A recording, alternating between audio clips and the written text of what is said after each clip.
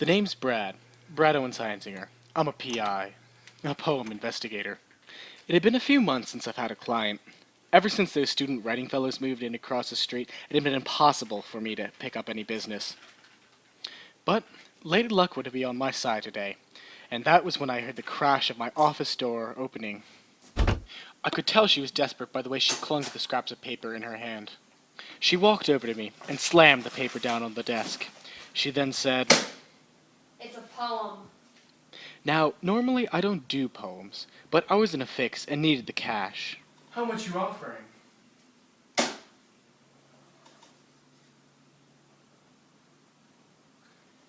little bit under my usual price, but I'll let you slide."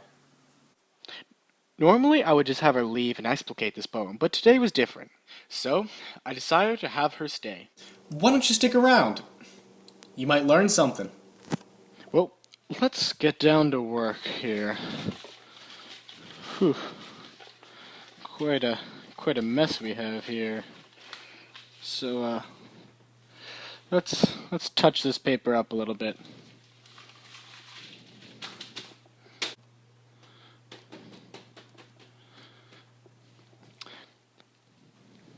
Now, when we first start to explicate this poem, we're going to want to read it, obviously. But while we read, we're going to want to ask a few questions, such as, what is peculiar? What stands out? Why did the author write it this way? What do the pronouns refer to? Any important passages? What is the author expressing? Who is the speaker? What is their point of view? Is this different from the author's point of view? And most importantly, what is repeated?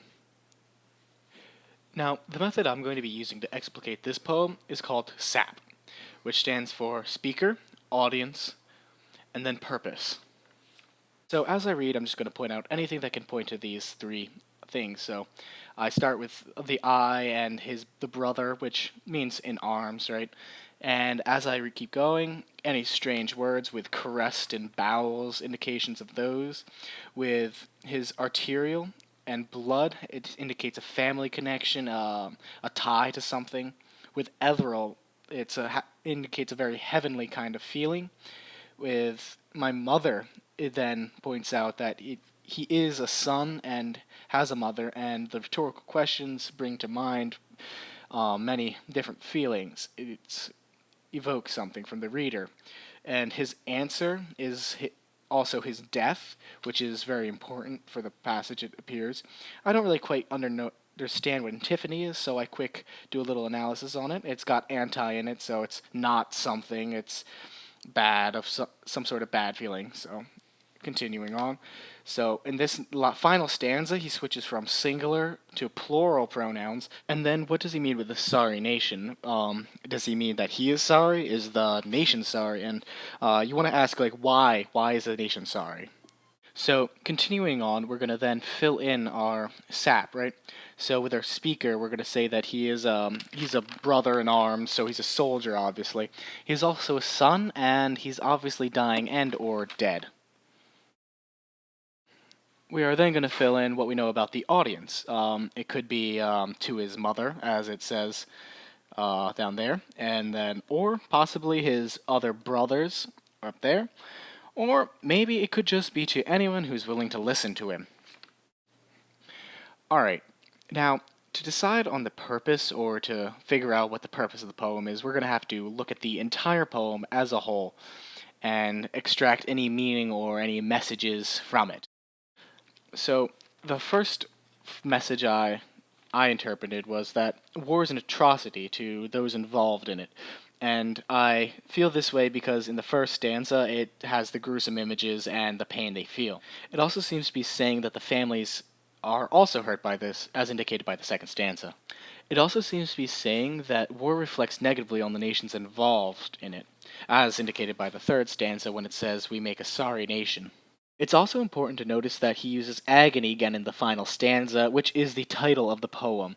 When authors do this, it's very important because it's one of those things that's what is repeated, and if an author repeats something, it usually has significance to the work as a whole.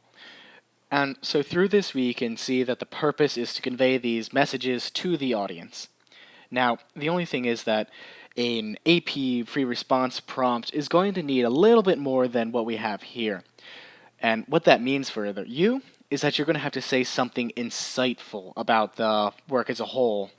And while it may seem a little daunting, it can easily be done. For example, we'll start off with the author and the name of the poem. So, in Mark R. Slaughter's poem Agony, he uses, and then we'll say something that we noticed about the poem and how he used it.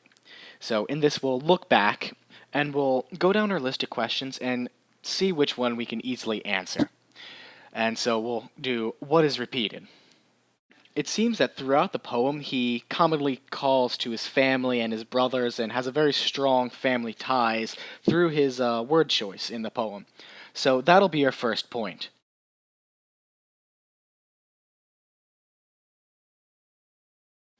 We will then look for another question we can answer, or what else is repeated. And we see that in the second stanza and the first stanza, he seems to repeat many gruesome images, so that'll be our second point in our thesis statement. For our final point, we'll go through again our list of questions and see if there's any easy ones we can answer.